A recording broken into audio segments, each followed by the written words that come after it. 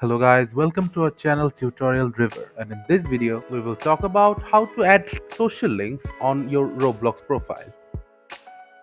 Firstly, after opening your browser, in the search panel type Roblox. Now go to the Roblox website.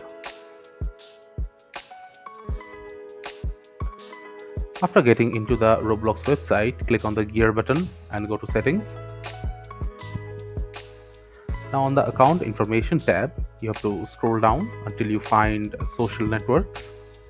From here, you can add all your social links like Facebook, Twitter, YouTube, Twitch, and Gilded links and make it visible to the amount of people you want. In this video, I'll be adding the YouTube link of our channel. After that, make it visible to everyone and save. Now click OK. Now go to the profile section. Now on the bottom right of your profile, you will find the link to your social network. So you can just click on it and you will go to the social network that you have just added.